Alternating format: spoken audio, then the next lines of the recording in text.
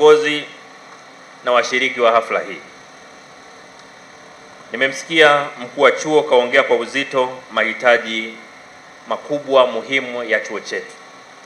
Ameongelea umuhimu wa maendeleo ya mazungumzo na Benki ya Dunia. Mheshimiwa mkuu wa chuo, nikuhakikishie kwamba wakati ulipokuwa unasema pale pale nilikuwa nikimwelekeza waziri kwamba tekeleza maelekezo haya haraka sana.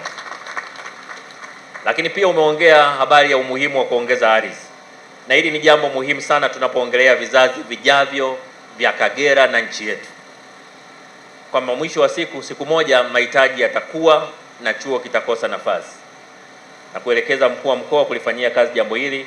Umefanya kazi vizuri sana katika awamu ya kwanza hii tuliyopo. Ni matumaini yangu kwamba ubora uliouonyesha mara ya kwanza utaufanya kwa kishindo zaidi.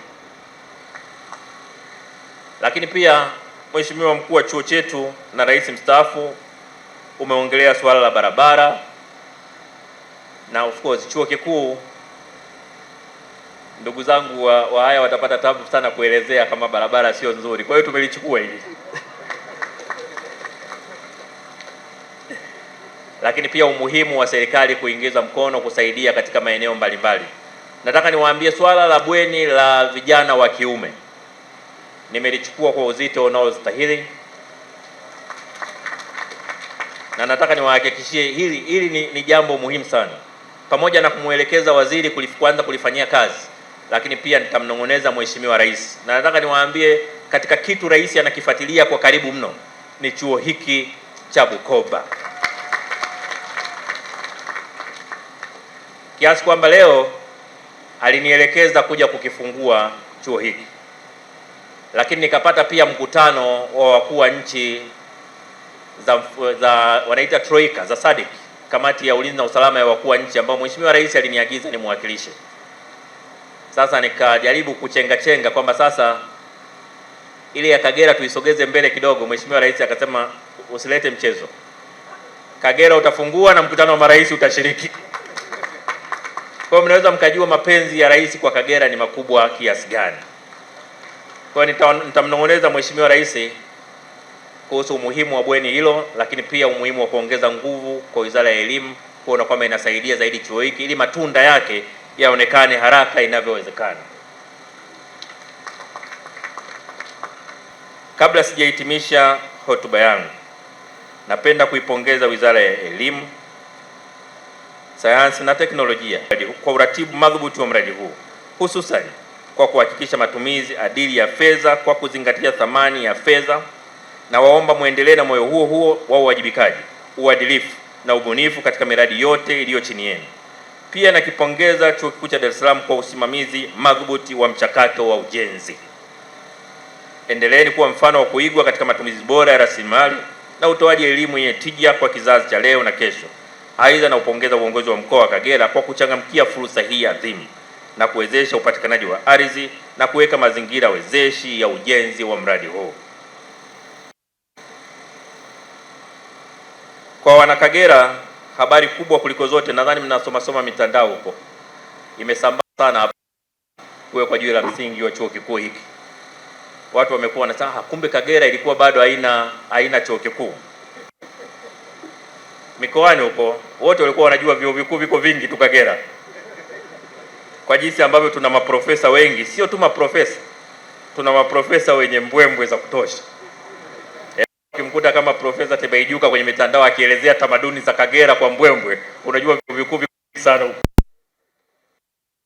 Lakini pia hata wakati tukikua, wanapotuhamasisha tusome, walikuwa wanatufanyia mfano wa Kagera. Mimi nakumbuka niko shule ya msingi na soma kama watu wa Kagera, soma kama Wahaya, na unasisitizwa kama Wahaya wanaongea lugha tatu kwa wakati mmoja, lugha tatu kwa wakati mmoja. Na watu wa zamani kidogo wanakumbuka, kulikuwa kuna mchezaji wa timu moja ya Yanga anaitwa Kenneth Mkapa. Sasa wakati wakituhamasisha wanasema Wahaya wanapoongea sasa wanasema Mkapa atara 2 position per minute once agenda 8.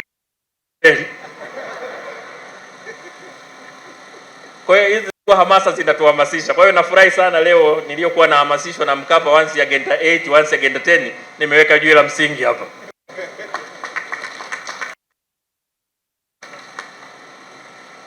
Lakini pia nina furaha ya pekee kwamba mkuu wenu wa chuo Mheshimiwa Jakaya Mrisho Kikwete ana dhamira ya moyoni na mafanikio ya elimu. Maana nakumbuka nilipokuwa mwenyekiti wa umoja wa vijana wa CCM taifa, yeye akiwa mwenyekiti wa chama, kuna wakati katibu mkuu wa umoja wa vijana akawa busy kweli kufanya mambo ya CPA, anataka CPA. Mimi namzuia, tuna kazi nyingi za kufanya, huu muda wa kusoma unatoa wapi? Na naona anisikilize hivi, nikaenda kumshtaki kwa mheshimiwa mwenyekiti wa chama chetu. Kaambia mwenyekiti, huyu katibu mkuu wangu mimi simuelewi, kakazana na CPA. Badala ya kufanya kazi za umoja wa vijana ambazo ni nyingi sana sasa hivi. Emmanuel, katibu mkuu wenu mtakuja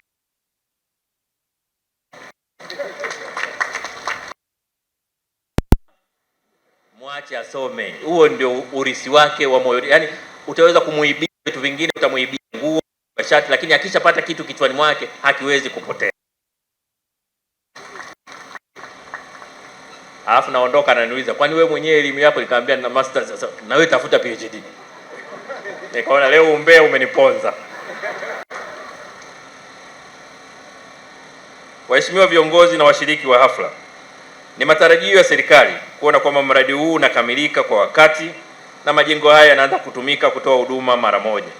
Hivyo ninawaagiza wanaohusika na utekelezaji wa mradi huu, hususan wahandisi, washauri elekezi, wakandarasi na wasimamizi kukamilisha ujenzi huu kwa wakati kama ilivyopangwa.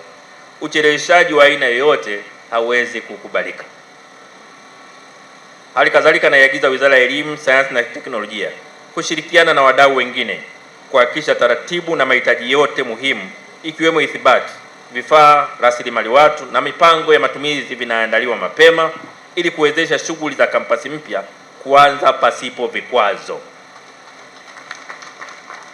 Waheshimiwa viongozi na washiriki wa hafla hii, baada ya kuyasema hayo, na washukuru kwa kujitokeza kwa wingi kushiriki hafla hii ya uwekaji wa msingi la ujenzi wa kampasi ya Chuo Kikuu cha Dar es Salaam hapa Bukoba. Tuendelee kuchapa kazi kulinda hali ya amani na utulivu na usalama wa nchi yetu. Asanteni sana kwa kunisikiliza. Mwakora muno.